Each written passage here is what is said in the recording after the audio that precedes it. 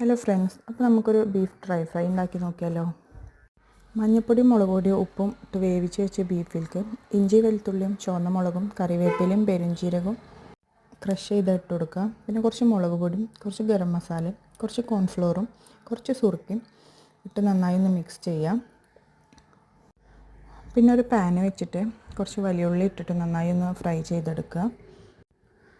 വേഗം ആവാൻ വേണ്ടി കുറച്ച് ഉപ്പും കുറച്ച് വേപ്പില ഇട്ടിട്ട് നന്നായി ഒന്ന് മിക്സ് ചെയ്യാം.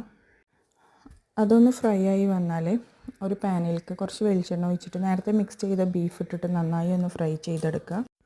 പിന്നെ എത്രത്തോളം ഡ്രൈ ആവണോ അതിനനുസരിച്ചിട്ട് കുക്ക് ചെയ്യാം. തിരിച്ചും മറിച്ചും ഇട്ടിട്ട് നന്നായിട്ടൊന്ന് വേവിച്ചെടുക്കുക.